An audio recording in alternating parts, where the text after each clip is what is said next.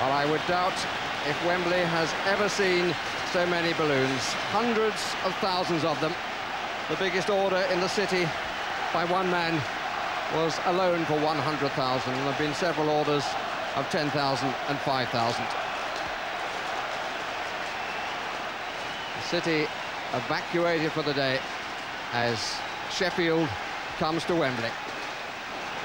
United find a place for the hero of the sixth-round replay, hardly surprisingly, Mitch Ward, and for the old warhorse, Alan Cork.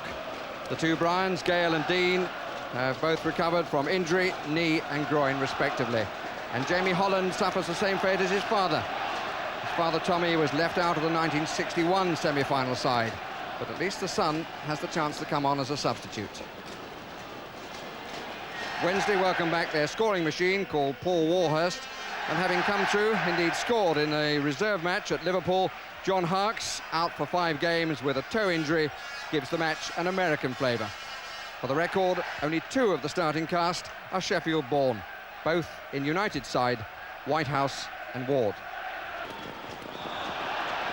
And the second free kick to Sheffield Wednesday.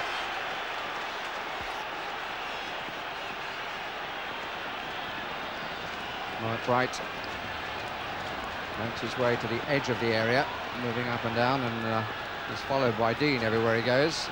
Viv Anderson's come up on the near side as we look. Chris Waddle, is he going to have a crack? Oh, he does, and he scores! Anything Paul Gascoigne can do, Chris Waddle can do. Alan Kelly beaten before he touched the ball. It's happened again in a Wembley semi-final. Clean strike, curling away from the goalkeeper. Sheffield Wednesday had the lead, and we've barely played a minute and a half. Yeah, and Kelly's got to be asking himself questions there. He never had a wall up, and it always looked as though Waddle might have a pop. I think the fact that it was very, very early in the game caught them all by surprise, but what a great goal. Tremendous strike. Waddle, Bright over to the right. Warhurst the other way. Good run down the middle by Sheridan. Hits it early.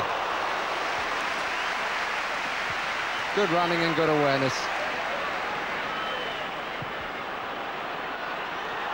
Now Carr wouldn't run on enough for him. And Warhurst tries to get through the back and does! And it comes off the top of the bar. Really ought to have been 2-0. Yeah. In those situations up to now, you could put your life, your mortgage, anything on it. Perhaps he's had, up to now he's done most of his good work, 1 touch. There you are, he's had 3 touches there. I think he can only score them 1 and 2 touch. The noise is all coming from the end to our right as we look, where the colour is blue. Look a bit. Dean at the back. Got a good clean header at it. But couldn't bring it back enough. Plenty of power in the header. Everything that Sheffield Wednesday do that's good, Chris Waddle has a say in it. Hit it quite superbly. It was actually a stronger shot than the one that produced the goal, but this one went wide. He's been saying all week about his goal-scoring ability or lack of it, and there you are, inches short. He's had 2 strikes today, could have finished up with 2 goals. And Waddle, good save. Good punch by the goalkeeper, Cork, and the goalkeeper was fouled, says the referee.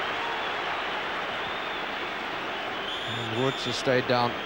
He fell very heavily indeed. So it's the fall. Too sharply to Mark Bright. Tremendous effort by Paul Warhurst. Really rattled the angle of post and crossbar, and it came off the woodwork so hard that Bright didn't have any chance of controlling it. And not really a lot. Pemberton's done everything right, but it's just his pace, and he's on his good side. 1 touch and wallop. And you can see there why he's scored the goals he has already.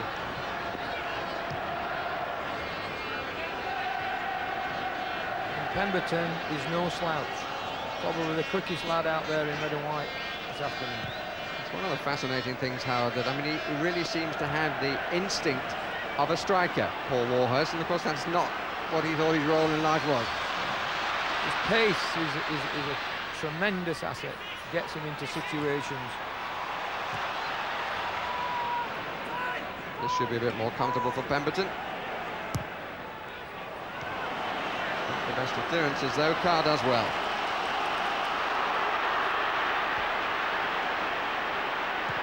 That's a better ball. Alan Cork. He's got Dean up if he wants. It's going to slide in. Yes, it's 1-1. Chris Waddle trying to get back to deny Alan Cork. The first really good ball that Franz Carr has played in this match. And he plays in Alan Cork. And there will be enormous delight in London as well as in Sheffield about that goal. The last minute of the half. And Waddle just couldn't get there. That stoppage there to the goalkeeper, probably as much as anything, and Sheffield Wednesday hitting the post contributed to that. The two centre-backs lose concentration, both of them out of position. Carlton Palmer way ahead of Cork, but all credit to Cork. What a tremendous finish under pressure. As they're pushing it around again. And right underneath it on the swivel with Paul Warhurst. That Sheffield Wednesday wanted, and Manchester United wanted, and England wanted. Warhurst has done as well as he could. Really not 100% fit. And on comes David Hurst.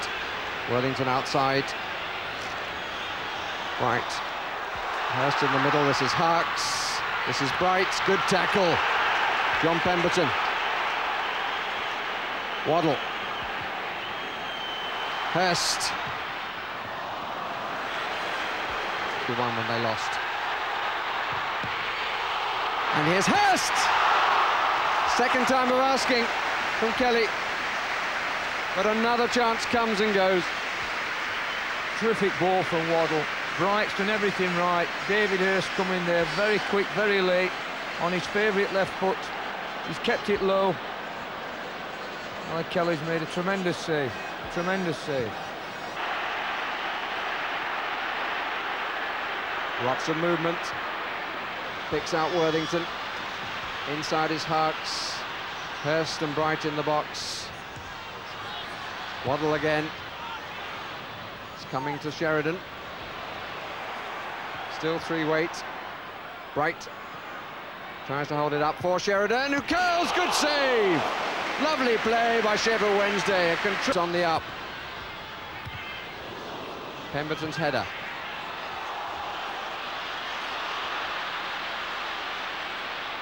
Hodges. Only to Anderson. Worthington.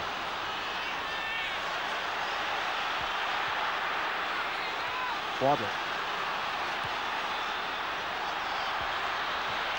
Hurst, they're looking for the flag, it doesn't come. Harks, good save and well held. And Bright is furious that that ball wasn't pulled back. Blows the whistle that takes the match into extra time. After 90 minutes, you can't separate the two sides of the city of Sheffield. Sheffield United 1, Sheffield Wednesday 1. Absolutely amazing. Slid across his goal just as Hurst was on the point of celebrating.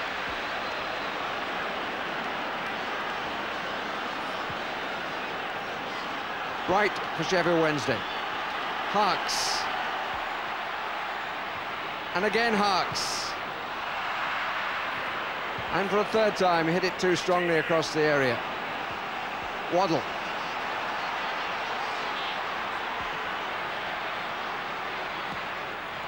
Well, that wasn't too far high. Sheffield Wednesday starting the extra time in the same way as they ended the 90 minutes.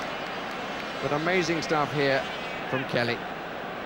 You'd need to be able to read tea leaves to predict this game now, because Sheffield Wednesday have had an unbelievable number of chances, and what with bad luck and good goalkeeping from Kelly, Sheffield United are still in the game.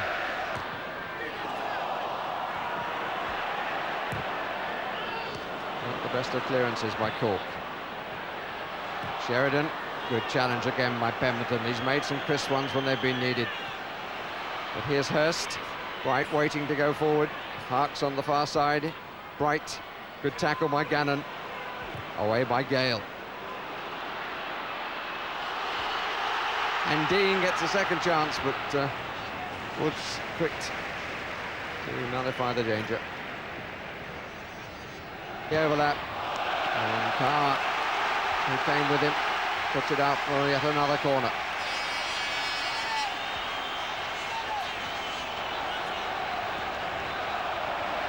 Five in corners now. Bright! And in the end, the easiest goal you could wish for. And where was the man marking him on that post? Yeah, they'll be very, very disappointed. Tiredness maybe affects the concentration. You see Brian Dean there, gets dragged under the ball, leaves Bright with a free header. And for once, Alan Kelly can do nothing, absolutely nothing about it.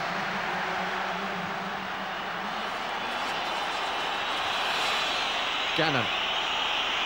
And Sheffield Wednesday will be back at Wembley to play in the FA Cup final. Mark Wright, the scorer of the winning goal, takes Paul Warhurst for a ride. Chris Waddle in the final, he was there with Tottenham. He will hope for a better outcome this time, and of course he might meet Tottenham Hotspur. He scored the first goal, Cork equalised, and Bright scored the winner in extra time. 106 minutes in total. Sheffield United's run comes to an end. Sheffield Wednesday are certainly getting to know Wembley.